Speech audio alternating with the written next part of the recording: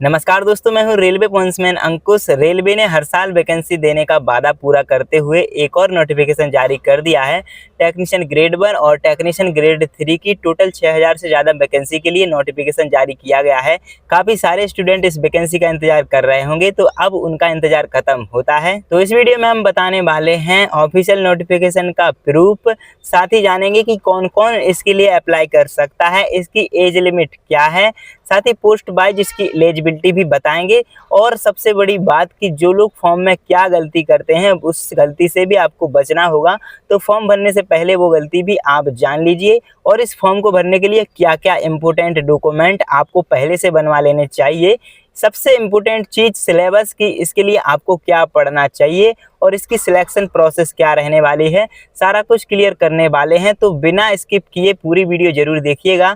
साथ ही अगर अभी तक चैनल को सब्सक्राइब नहीं किया है तो सब्सक्राइब जरूर कर लीजिए। चलिए शुरू करते हैं और देखते हैं सबसे पहले वो ऑफिशियल नोटिफिकेशन का प्रूफ। दोस्तों ये है वो शॉर्ट नोटिस जो कि एक न्यूज़ पेपर में आया है, और ये न्यूज़ पेपर की एक कटिंग है। तो आप देख सकते हैं यहाँ पे ये जो इम्पोर्टेंट डेट दी गई है, जैसे कि एप्लीकेशन फॉर्म की डेट 28 जून से शुरू होगी एप्लीकेशन फिल होना। वहीं इसकी क्लोजिंग डेट है 28 जुलाई, यानी कि एक महीने इसके फॉर्म फिल किए जाएंगे। वहीं टेक्नीशियन ग्रेड 1 की जो लेवल 5 की पोस्ट है, इसकी एज लिमिट है 18 से 33 साल, और 1 जुलाई 2025 से एज काउंट करी जाएगी, और 180 सिर्फ इसकी वैकेंसी आई हैं। वहीं टेक्नीशियन ग्रेड 3 की बात करें तो लेवल 2 की ये पोस्ट है, और इसकी एज लिमिट है 18 से 30 साल की। ओबीसी वालों के लिए 3 साल का और SC/ST वालों के लिए 5 साल का एज रिलैक्सेशन भी इसमें मिल जाएगा। और टोटल इसकी वैकेंसी है 6000, और दोनों की मिलाकर होती हैं 6180। मतलब टेक्नीशियन ग्रेड 1 की बहुत ही कम पोस्ट हैं, और वहीं टेक्नीशियन ग्रेड 3 की एवरेज पोस्ट हम मान सकते हैं। ये नोटिफिकेशन अभी सिर्फ न्यूज़पेपर में आया है। बाकी जब फॉर्म भरने से पहले कुछ दिन पहले आरआरबी की वेबसाइट पे ये डाल दिया जाएगा, जो कि ये आरआरबी की वेबसाइट है।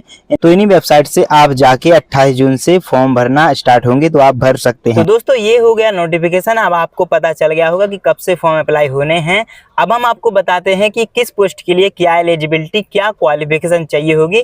चलिए ये भी जान लेते हैं। देखिए, अगर एलिजिबिलिटी की बात करें तो टेक्नीशियन ग्रेड 1 जो पोस्ट है उसके लिए आपकी कोई भी बैचलर डिग्री या बीएससी फिजिक्स से, इलेक्ट्रॉनिक्स से, कंप्यूटर साइंस, इंफॉर्मेशन टेक्नोलॉजी यानी कि आईटी से, या फिर इंस्ट्रूमेशन में से अगर किसी भी आपने सब्जेक्ट से बीएससी करी है तो फिर आप टेक्नीशियन ग्रेड 1 का फॉर्म भर सकते हैं। या आपने इनमें से एक से ज्यादा सब्जेक्ट से बीएससी करी है तब भी आप अप्लाई कर सकते हैं। वही अगर आपने बीई या बीटेक 3 साल का इंजीनियरिंग, पॉलिटेक्निक, डिप्लोमा किसी भी बेसिक स्ट्रीम से किया है तो भी आप फॉर्म इसका भर सकते हैं। अब अगर हम टेक्नीशियन ग्रेड 3 की एलिजिबिलिटी की बात करें तो जो एसएनटी डिपार्टमेंट वाली कुछ पोस्टें इसमें आई हैं, उसके लिए 10+2 यानी कि 12th जिसने फिजिक्स और मैथ से किया है वो कैंडिडेट भी सिर्फ इस पोस्ट के लिए अप्लाई कर सकते हैं। वही जो 10+ ITI का सर्टिफिकेट जिनके पास है, चाहे एनसीबीटी से हो या फिर एससीबीटी से, वो भी इस पोस्ट के लिए अप्लाई कर सकते हैं। मतलब कि जिसने 10th और ITI किया है वो किसी भी पोस्ट के लिए अप्लाई कर सकता है। वहीं अगर हम अदर पोस्ट की जितनी भी पोस्टें टेक्नीशियन ग्रेड 3 की हैं उसके लिए सभी जो 10th+ ITI किए हुए हैं एनसीबीटी या एससीबीटी से,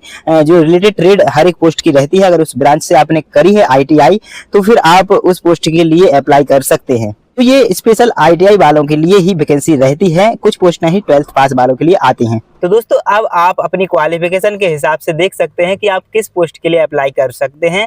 चलिए अब हम देखते हैं वो कॉमन मिस्टेक्स जो अक्सर कैंडिडेट कर दिया करते हैं। सबसे पहले आरआरबी जोन चुनना। जब आप फॉर्म भरेंगे तो आपको कई सारे जोन के ऑप्शंस मिलेंगे, उसमें से आप ये देख लेते हो कि जहाँ पे ज़्यादा वैकेंसी है वहाँ से आप फॉर्म अप्लाई कर देते हो, ये सोचकर कि कम मार्क्स में हमारा सिलेक्शन वहाँ पे हो जाएगा, और फिर बहुत ज़्यादा दूर से आप फॉर्म अप्लाई कर देते हो। इसके बाद जब आपको जॉब भी मिल जाती है तब भी आप परेशान होते हो। लास्ट में आपको पता चलता है कि आपके इतने मार्क्स थे कि आपका उस जोन से भी सिलेक्शन हो जाता जहाँ के आप रहने वाले हैं। तो जब भी आप फॉर्म अप्लाई करें तो जोन का विशेष ध्यान रखें। जो आपका होम जोन रहेगा, जहाँ पे आपका घर पड़ता है, उसी जोन से आप फॉर्म भरेंगे तो ज़्यादा सही रहेगा। और दूसरी बात है, जो उसमें आप फोटो अपलोड करते हैं उसका बैकग्राउंड वाइट ही रखना है, और क्लियर और नई जो कि रिसेंटली खींची गई फोटो होनी चाहिए। तीसरी बात है, सिग्नेचर ब्लर अपलोड आपको नहीं करने हैं, और ब्लू पेन या ब्लैक पेन आप किसी से भी वाइट प्लेन पेपर पे साइन करके अच्छे से जो दिख रहे हो वो आपको सिग्नेचर अपलोड करने हैं। तीसरी बात है कि जो आपकी 10th की मार्कशीट है या फिर इससे ऊपर की जितनी भी मार्कशीट हैं और जो आधार कार्ड है उसमें आपका नाम, आपके फादर का नाम, आपकी मदर का नाम और जो आपका डेट ऑफ बर्थ है वो बिल्कुल सेम होना चाहिए 10th की मार्कशीट में और आधार कार्ड में। अगर इनमें से कोई आपका मिसमैच है या गलत है तो अभी आपके पास टाइम है, आप इसको सही करवा सकते हैं, इसमें करेक्शन करवा सकते हैं। तीसरी बात है कि आपको अपना मोबाइल नंबर और जो ईमेल आईडी है वो ऑफिशियल रखनी है, जो हमेशा आपकी चालू रहेगी। अगली बात है कि कास्ट सर्टिफिकेट जो ओबीसी और SC ST वाले कैंडिडेट होते हैं, साथ ही जो EWS वाले होते हैं, उनके लिए डॉक्यूमेंट में बहुत ज़्यादा कन्फ्यूजन होती है। वो सोचते हैं कि स्टेट और सेंट्रल क्या होता है, किसको स्टेट वाला कास्ट सर्टिफिकेट बनवाना है और किसको सेंट्रल वाले सर्टिफिकेट बनवाने हैं। तो जो ओबीसी वाले कैंडिडेट होते हैं सिर्फ उनके लिए सेंट्रल का कास्ट सर्टिफिकेट बनवाना होता है और जो SC ST वाले कैंडिडेट होते हैं उनका स्टेट का ही चल जाता है। तो अभी आपके पास टाइम है तो आप सेंट्रल का कास्ट सर्टिफिकेट बनवा लें अगर आप ओबीसी से हैं, और अगर SC ST से हैं तो फिर आप स्टेट का ही बनवा सकते हैं। जब भी आप फॉर्म अप्लाई करेंगे तो कास्ट सर्टिफिकेट लगाना कंपलसरी होगा, नहीं तो फिर आपको रिजर्वेशन नहीं मिलेगा, आपको जनरल में काउंट कर लिया जाएगा और आपको फिर जनरल की कट ऑफ पार करनी पड़ेगी। तो आपके पास फॉर्म भरने के लिए मोबाइल नंबर, ईमेल आईडी, आधार कार्ड और जितनी भी आपकी मार्कशीट है, इसके अलावा कास्ट सर्टिफिकेट या फिर EWS अगर आपको लगाना है, और फोटो और आधार कार्ड के अलावा आपका कोई भी डॉक्यूमेंट नहीं लगता है, तो आप इतने डॉक्यूमेंट सही तरीके से तैयार करके रख लें और जैसे ही फॉर्म की डेट आएगी तो आपको स्टार्टिंग में ही फॉर्म अप्लाई कर देना है और जॉन को सोच समझ के ही भरना है। तो दोस्तों अब अगर इसके सिलेक्शन प्रोसेस की बात करें तो सबसे पहले आपको फॉर्म भरना है, इसके बाद कुछ महीने बाद आपका CBT यानी कि कंप्यूटर बेस्ड टेस्ट होगा, इसके बाद आपका डॉक्यूमेंट वेरिफिकेशन और मेडिकल टेस्ट होगा और आपका फाइनल सिलेक्शन हो जाएगा और आपकी ज्वाइनिंग हो जाएगी। अब बात करते हैं कि जो कंप्यूटर बेस्ड टेस्ट होता है इसमें आपसे क्या पूछा जाएगा। तो सबसे पहले बताते हैं टेक्नीशियन ग्रेड 1 का सिलेबस। टेक्नीशियन ग्रेड 1 में जनरल अवेयरनेस के 10 क्वेश्चंस, जनरल रीजनिंग के 15 question, basic of computers and applications के 20 क्वेश्चंस, मैथमेटिक्स के 20 क्वेश्चंस और बेसिक साइंस एंड इंजीनियरिंग के 35 क्वेश्चंस। टोटल 100 मार्क्स के 100 क्वेश्चंस इसमें पूछे जाते हैं, जिसके लिए आपको 90 मिनट का समय दिया जाता है। वहीं जो PWBD कैंडिडेट होते हैं उनके लिए 30 मिनट का एक्स्ट्रा टाइम मिलता है।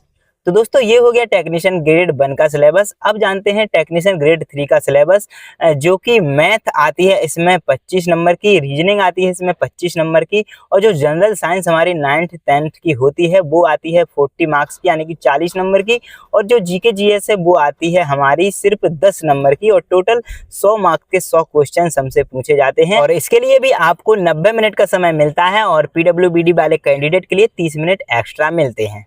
तो सिलेबस में आपको सिर्फ इतना ही पढ़ना है और सबसे पहले आपको इसकी जो क्लासेस हैं ऑनलाइन या तो उससे या फिर बुक से अच्छे से अपने सिलेबस को कवर करना है। तो दोस्तों ये थी सारी कुछ जानकारी टेक्नीशियन की वैकेंसी को लेकर। उम्मीद है कि आपका सारा कुछ डाउट क्लियर हो गया है। अगर आपका कोई और डाउट रह गया है तो कमेंट सेक्शन में आप मुझसे पूछ सकते हैं, साथ ही टेलीग्राम पर मैसेज करके भी आप मुझसे पूछ सकते हैं, और टेलीग्राम पे एक ग्रुप है जहाँ पे मैं प्रीवियस ईयर क्वेश्चंस और इम्पोर्टेंट अपडेट देता रहता हूँ, तो उस ग्रुप को भी आप ज्वाइन कर सकते हैं। दोस्तों जो रेलवे में टेक्नीशियन होते हैं वो टेक्निकल पोस्ट होती है और इसमें काफ़ी अच्छे प्रमोशन भी मिलते हैं, काफ़ी अच्छी सैलरी मिलती है, और अगर आपकी पोस्टिंग वर्कशॉप में होती है तो आपके एक बड़े शहर में पोस्टिंग होने वाली है, जहाँ पे आपकी लाइफ स्टाइल भी बहुत ही बेहतरीन होने वाली है, आपके साथ साथ आपकी फैमिली की भी।